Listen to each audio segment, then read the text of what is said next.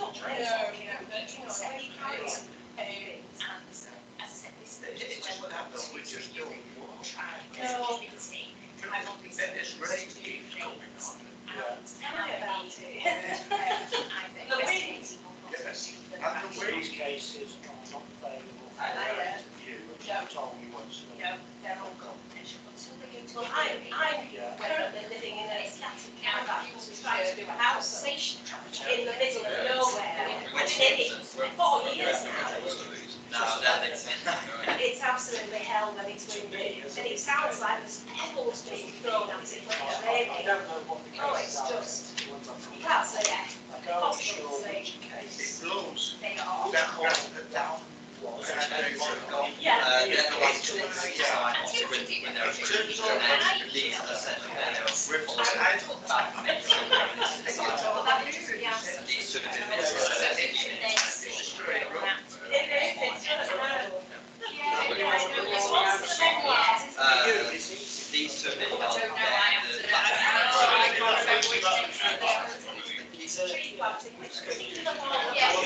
The one in Lisbon, Oh, yes. right in the background, I'm right at the back of that. You could have told them to get a bit closer in the camera. Oh, it was, Blind it. they were amazing, like, I'm sure plastic materials before, the group came. Ah, they're enthusiastic. They were the practice, but we had a group, like the plants there, the park, Right. from all the houses. Oh, did they? Only things. I was supposed to listen. There are groups. Yeah, yes. Parts of the leases that go out with things like Yeah. trees. Which allows them to be driving massive drinking. We give them the turn country. Wow.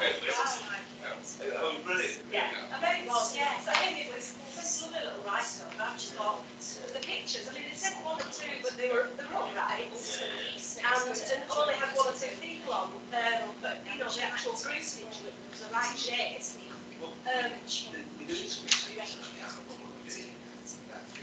Oh, all right. Yes, yeah, yeah, yes.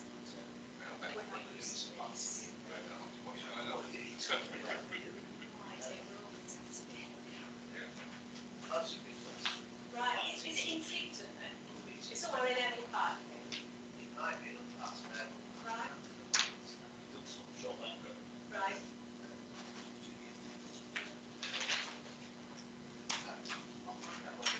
Oh,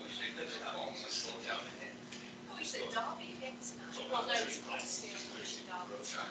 Yeah, well, you say that, but I mean, I was one who's at the march. I've tried to.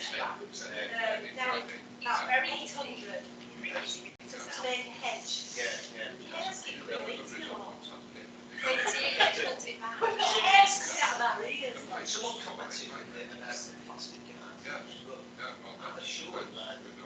Yeah. Yeah, but we haven't used anything like this. I mean, a lot of the little saplings we've branches, well, you can't put a garden on something that's got branches. Hiya. Yeah.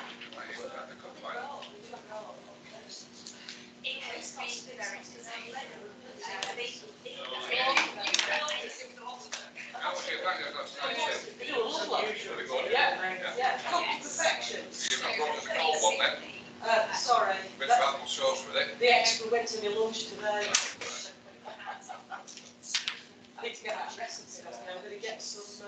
I'm going to get some sausage meat, and I'm going to see if I can replicate what you used to do. Well, you're welcome, but we never go breaking it down to 2 or 3 pounds. I'll make a batch. Well, a £20 batch. Well, you can do a 10. I could definitely, yeah.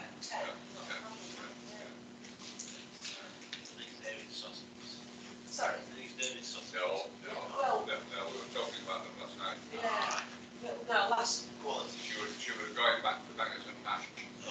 But good ones. Quality. But they're not as good as yours. I can't compare, David. So. Well, you know, you've never had time, so. I haven't. It's too late in life now.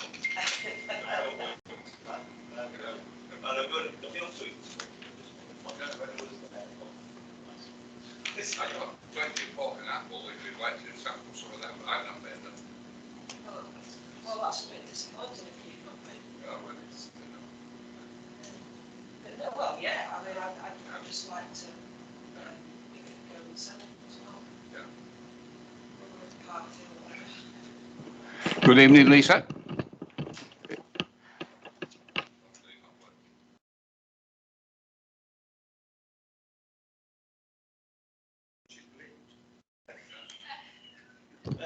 Can you hear us, Lisa?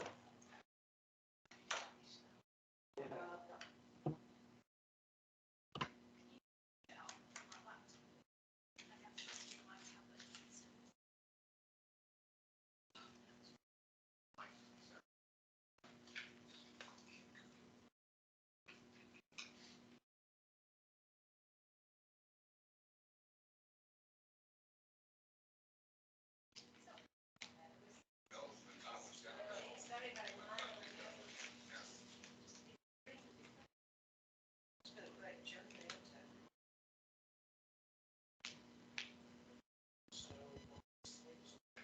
it? Can you hear us, Lisa? Hello, yes. Good. Good, good.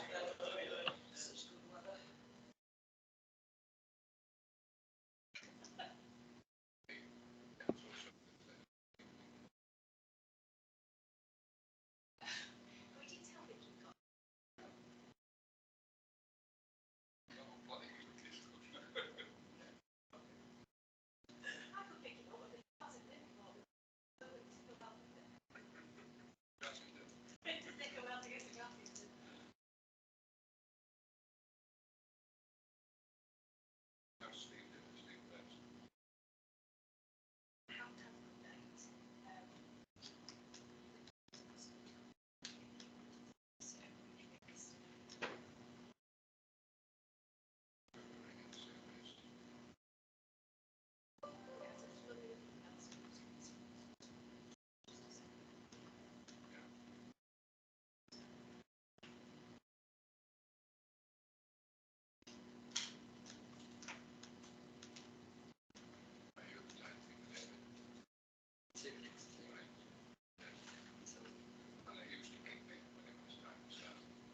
I won't kick you.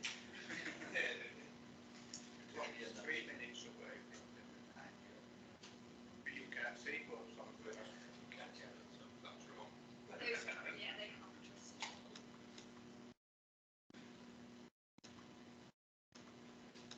At least we've got one call. Yes, there is a call.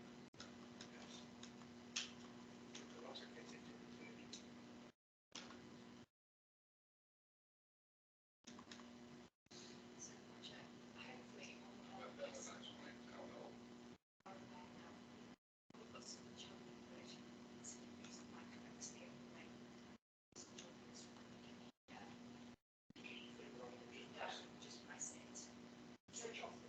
Yes, don't too quick to press it.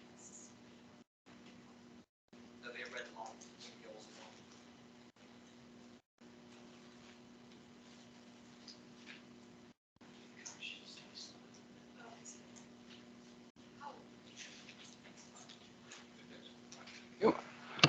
Right, good evening, members.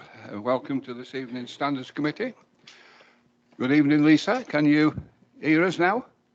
I can, yes. Thank you, Yeah. Chair. Good to see you again.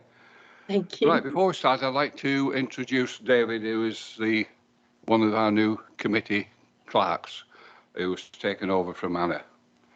I have said to him that he'll have to be good to match up to Anna's performance, so I've put a marker down for him. Yeah, but he's accepted it. He said he lives in the Dales and he's not frightened of a challenge. So. Right, members, we shall progress with the meeting. If I can just ask all members, if they're speaking, to put the microphones on, then that will enable Lisa to hear what's been said. So if you can remember to do that, members, thank you. Right, we start with item number 1, which is apologies for absence. David, do we have apologies, please? Yes, thank you, Chair. We've got one apology from Councillor Mercer, Chair. Item 2 is confirmation of minutes, which were held on the 21st of July. Can I move those as a correct record, or is there any amendments? Yes, you can move them. Yeah, thank you. No other comments or sign the minutes?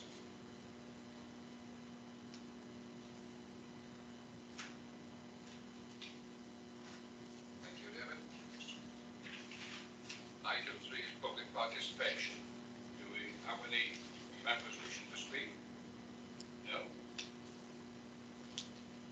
Thank you. Item 4 is declaration of interest. Any declarations, members? No. Thank you. Item 5 is the whistleblowing policy. This is a report of the Solicitor Council and the Monitoring Officer. Okay, over to you. Thank you, Chair. So the work programme for the committee this year included reviewing the Council's whistleblowing policy, and the current version was attached to the report as Appendix 1. Many of you will remember that we last reviewed this policy in 2017 when we undertook quite a deep review of the policy. You'll see at paragraph 3.4 that in advance of the meeting, I consulted with colleagues in corporate leadership team and senior leadership team about the committee's intention to review the policy. Responses received after publication of the agenda pack for this meeting also fell into the two categories I mentioned at paragraph 3.5, and that was either that they'd nothing to add or no comments to make about the current policy, or that they were concerned about undertaking a review at this time, by which they mean the forthcoming reorganisation. As I've stated in the report, I've received 2 whistleblowing reports since the last review was undertaken, and both of those were concluded without any issues being identified in how the policy operated, which I took as a good sign. Other than checking that the document is gender neutral, I'm not proposing any changes, but obviously that's a matter for the committee, how they want to take this forward. What I would say is that as one of the many work streams for local government reorganisation, I've checked with HR today, and the policies and procedures which the new organisation will have obviously will include a whistleblowing policy, and I've asked that Standards Committee here and across North Yorkshire are consulted on that document so we can feed in from our own experiences. Thank you, Chair. Thank you. Members, have we any comments? Sue. Thank you, Chairman. Just want to clarify, when the reorganisation takes place, are you saying that the idea is that there'll be a committee of people from standards committees that basically merge and make sure that all the different districts sort of agree, and it's sort of rationalised across all of them? No, I'll probably explain that quite badly. So from day one of the new North Yorkshire Council, they will have to have a whistleblowing policy in place. So the work is already underway, or will be soon, to draft those documents. And what I've asked is that those drafts are circulated to standards committees across North Yorkshire, so that we get an opportunity to comment on them as they're being finalised. Thank you. Yeah, anything that happens with a new authority will be up to that new authority to implement.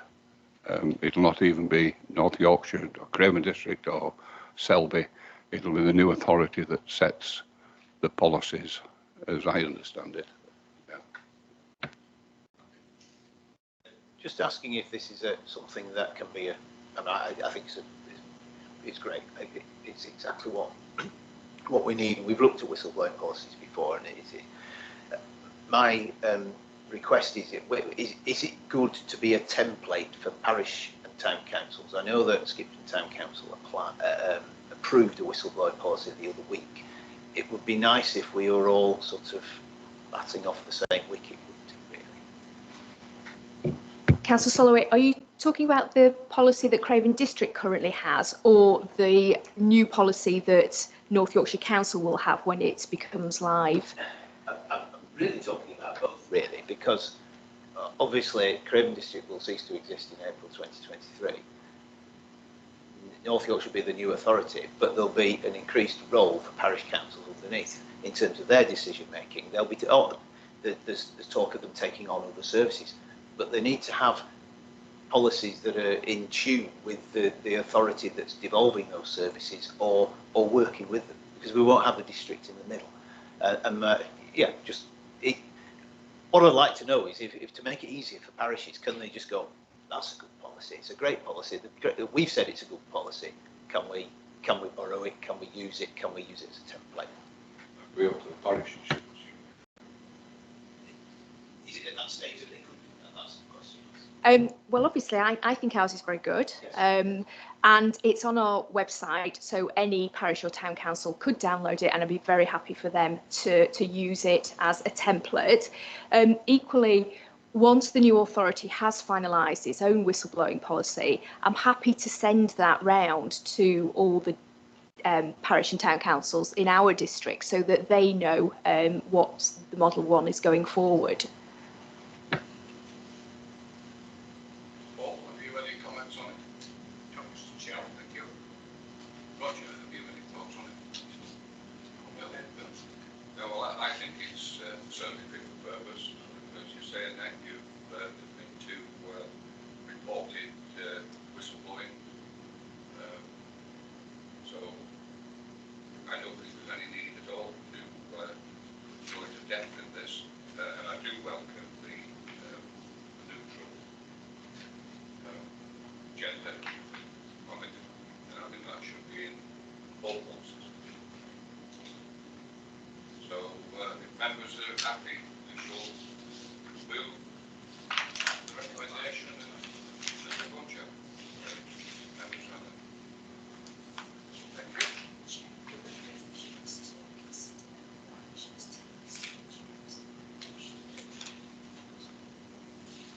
Yes, yes. Yeah, certainly. You know, I'll move that we keep the policy apart from altering the gender neutral needs adding into it. Yeah, you're happy with that, Annette? Thank you. Can we accept that, members? Thank you. Right, item 6 is the local government and social care ombudsman report.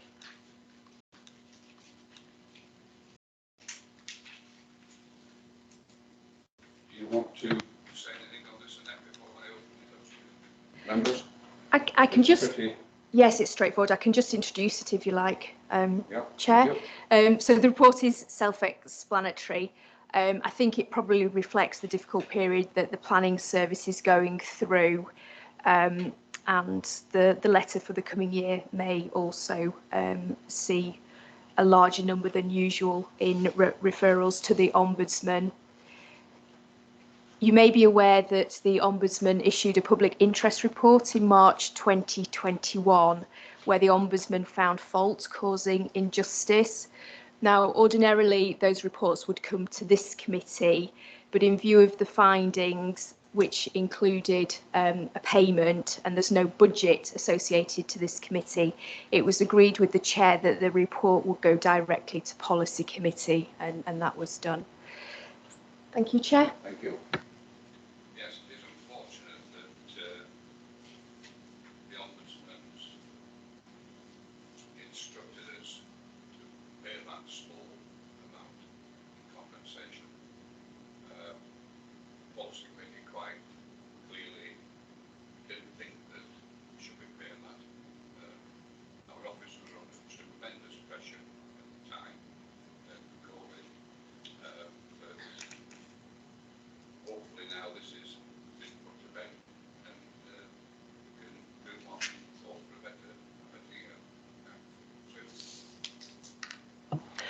Yeah, I mean, I agree entirely with what you said, Chairman, and I think it was out of the number of grants that were dealt with, I think the officers did a tremendous job under tremendous pressure, and not only that, I think to have there was two, wasn't there, if I remember rightly? Yeah, 2 cases, and out of the thousands that were dealt with, and not just dealt with effectively, dealt with efficiency as well. And I can only speak for my ward, but I'm sure many ward councillors got a lot of questions about what to do, how do I apply for the grant, am I eligible, etc. And I just found that the people, when I didn't have the answer, were exceptional. And you know, to have those 2 cases, I'm on policy, and it just was completely and utterly deflating from a member's point of view. So I don't know, it's difficult to say how an officer would have felt about that. I'm sure that they felt pretty. So yeah, I'm sure. So I think I feel better for saying that.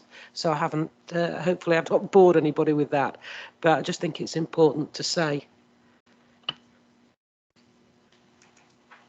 In fact, would it be in order, Annette, for us to say something to the department and thank them for the work they did? Yes, I can certainly do that on behalf of the committee chair. On behalf of this committee, and you know, that we are disappointed in the outcome of the ombudsman. It's, you know, they're under tremendous pressure, as you know, many businesses were. So if we can do that. Yes, of course, Chair.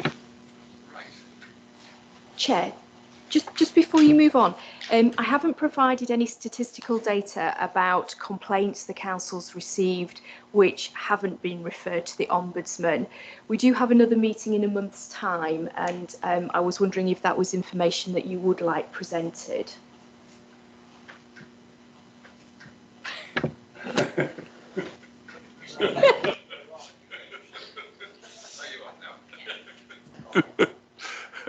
Well, I would certainly, members, any views on that? I would certainly appreciate that, yeah. Thank you.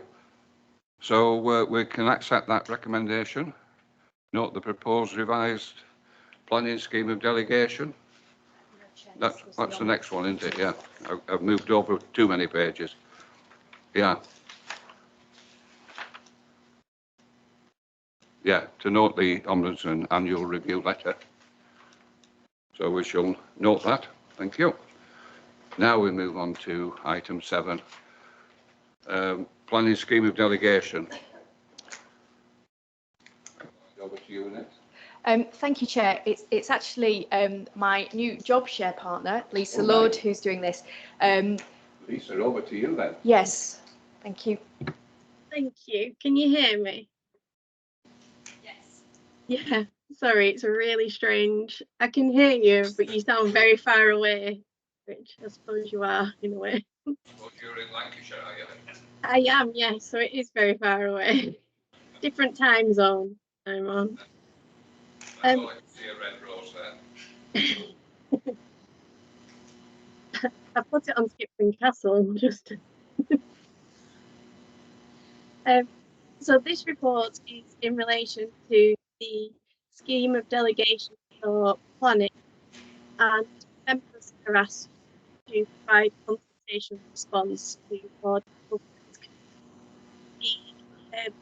The same report has been posted on with policy committee, and together with those comments, which are broadly positive or very positive,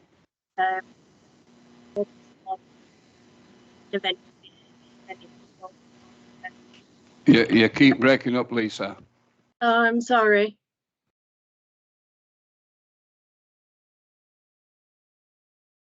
So it will.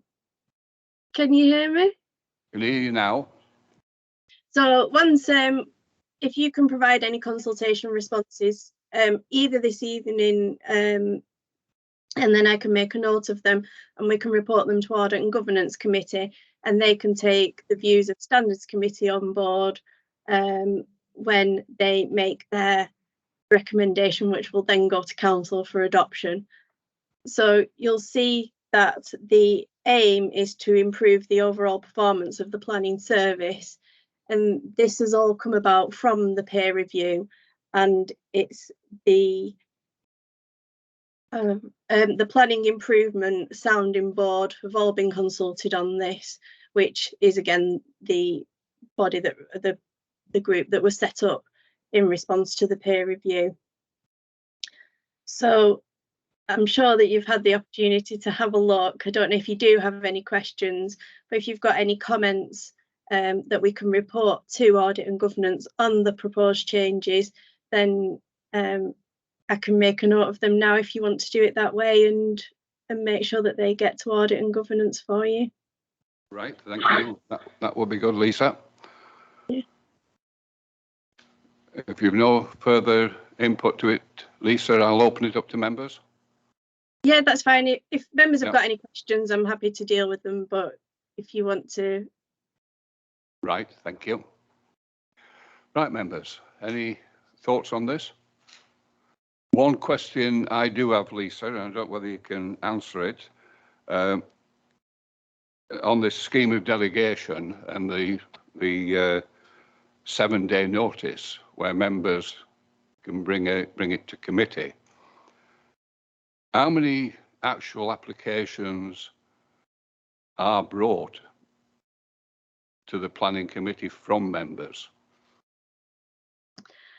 I'm trying to find out, by altering that, how we're going to improve the performance of the planning, you know. Yeah, I can make sure that information is provided to Audit and Governance, and I can provide it to the committee, but not this evening. I don't have the details.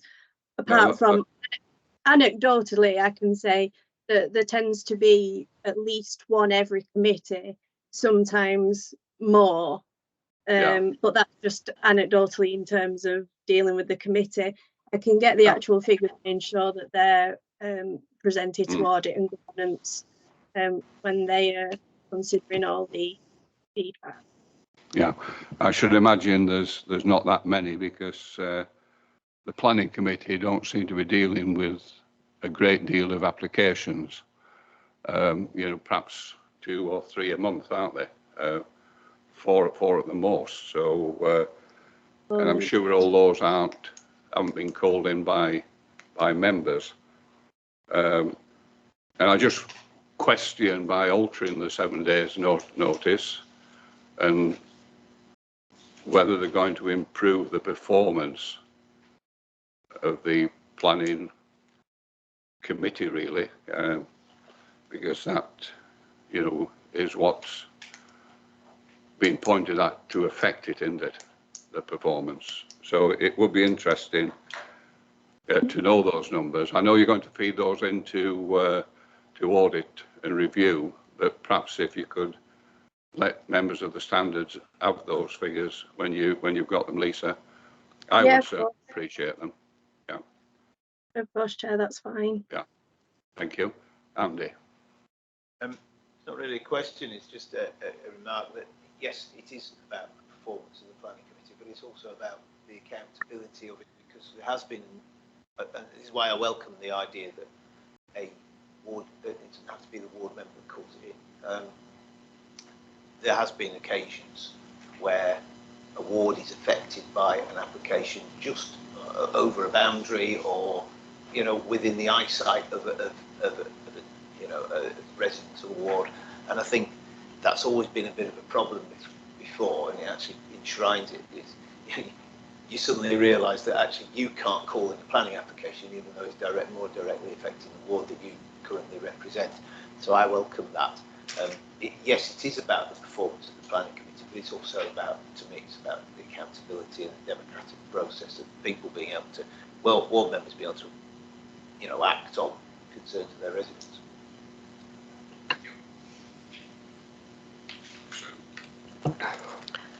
I think we've got an opportunity for a year with this, haven't we?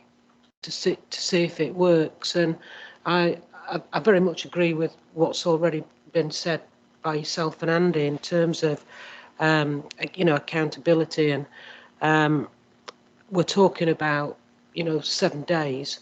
When you compare it to the other districts, it's we're not outside the spectrum. We're just extended. I think one of the other districts is 28 days as well. So I don't think we're going out at a limb.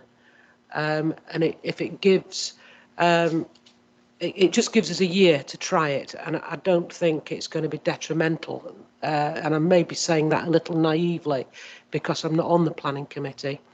But for 12 months, why not?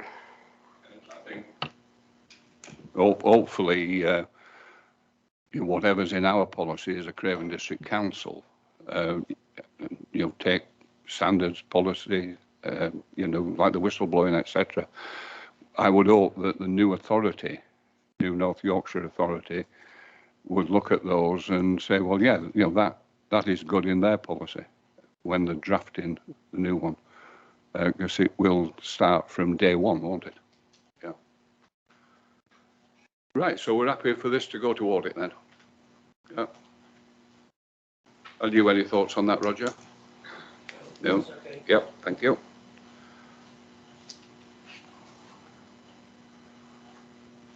So the recommendation is to note the proposal, revised planning scheme and consultation response, which is taken up by Lisa. Yeah, thank you. Yes, Chair, I've made a note of your comments this evening, and I'll ensure that they're fed back to audit and governance. Thank you, Chair. Thank you.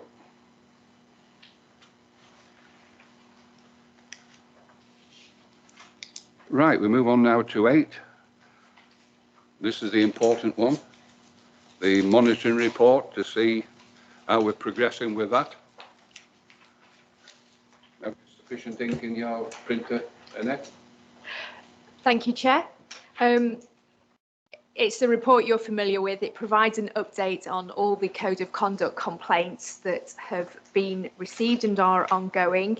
I don't have any updates myself, but Lisa does on one of them. So if we ask Lisa to do that, and then both of us will be happy to answer any questions you may have. Obviously, bearing in mind it's a public meeting. Thank you. My update is in relation to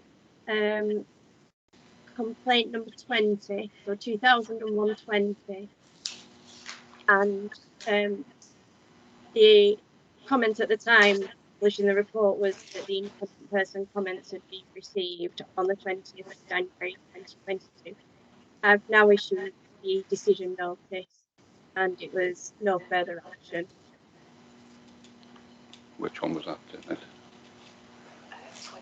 20. 20th of January. Right. Been on the ball with that one, eh? Yeah. So no further action with that, you said, Lisa?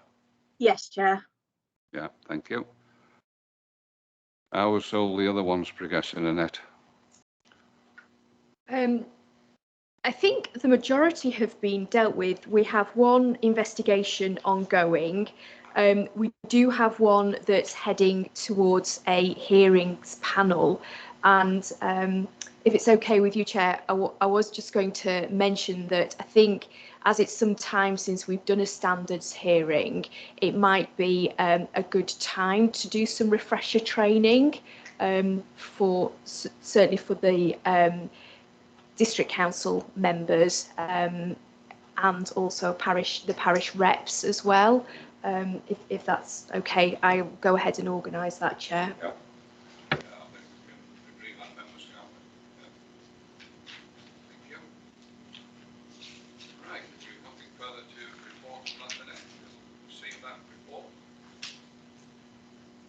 Item 9, any other business? And I've not been made aware of any. David, did we have any through you? No, no, been banging on your door. Right, members, thank you very much for attending. And I wish you all a safe journey home.